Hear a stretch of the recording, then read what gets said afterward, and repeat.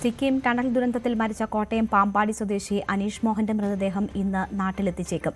NHPC Sikkim unit മാനേജറായിരുന്നു അനീഷ്. മൃതദേഹം നാട്ടിൽ കൊണ്ടുവരുന്നതിനുള്ള നടപടിക്രമങ്ങൾ പുരോഗമിക്കുകയാണ്. കൊൽക്കത്തയിൽ എംബാം നടപടി പൂർത്തിയാക്കാനുള്ള നടപടികൾ തുടരുന്നു. സംസ്കാരം ശനിയാഴ്ച ഉണ്ടായേക്കുമെന്നാണ് സൂചന. അനീഷ് മോഹന്റെ മൃതദേഹം നാട്ടിലേക്ക് എത്തുന്നതിന് വേണ്ടിയുള്ള കാത്തിരിപ്പിലാണ് അടുത്ത ബന്ധുക്കളും നാട്ടുകാരും സുഹൃത്തുക്കളുമെല്ലാം. മണർകാട് ഇല്ലിവളവിലാണ് അനീഷിൻ്റെ വീടുള്ളത്. ഇല്ലിവളവിന് സമീപത്ത് തന്നെയാണ്.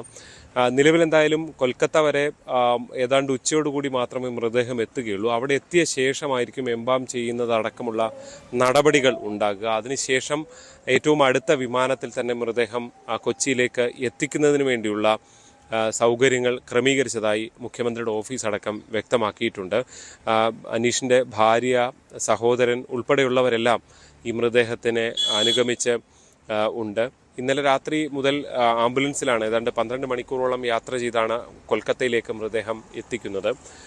അതുകൊണ്ട് തന്നെ വിമാനം, ഈ കമ്പനി ഉൾപ്പെടെ ഏർപ്പെട്ടുകൊണ്ട് വിമാനം ഉൾപ്പെടെയുള്ള സൗകര്യത്തിലൂടെയാണ് ബന്ധുക്കളെ കൊൽക്കത്തയിലേക്ക് എത്തിച്ചത്. തുടർന്നും ആ സൗകര്യം അവർക്ക് ഏർപ്പെടുത്തും. അനീഷിൻ്റെ വീട്ടിലെന്തായാലും മാതാവും പിതാവും മാത്രമേ ഉള്ളൂ. മാതാവ് ചില ആരോഗ്യ പ്രശ്നങ്ങൾ അലട്ടുന്നുണ്ട്. നിലവിൽ അതുകൊണ്ട് തന്നെ ആശുപത്രിയിൽ ചികിത്സയിലാണ് ഉള്ളത്. എന്തായാലും ഇന്ന് അർദ്ധരാത്രിയോടുകൂടിയെങ്കിലും മൃതദേഹം ഈ സ്ഥലത്തേക്ക് എത്തിക്കും, വീട്ടിലേക്ക് എത്തിക്കുമെന്ന പ്രതീക്ഷയിലാണുള്ളത്. കഴിഞ്ഞ തവണ വന്നു പോയപ്പോൾ ഓണത്തിന് വരാം എന്ന് പറഞ്ഞാണ് അനീഷ് മടങ്ങിയത്. 8 മാസമാണ് ഇളയ കുഞ്ഞിന് പ്രായമുള്ളത്. നാട്ടുകാർക്കെല്ലാം വളരെ പ്രിയപ്പെട്ടവനായിരുന്നു, മിടുക്കനായ ഒരു ഉദ്യോഗസ്ഥൻ കൂടിയായിരുന്നു അനീഷ് മോഹൻ. അനീഷിന് അന്ത്യയാത്ര നൽകുന്നതിന് വേണ്ടിയുള്ള കാത്തിരിപ്പിലാണ് ഈ നാട്ടുകാരുള്ളത്. കോട്ടയത്ത് നിന്ന് ജി ശ്രീജിത്ത്, ന്യൂസ് 18. കൂടുതൽ വാർത്തകൾക്ക് news 18 Keralam YouTube channel subscribe ചെയ്യുക.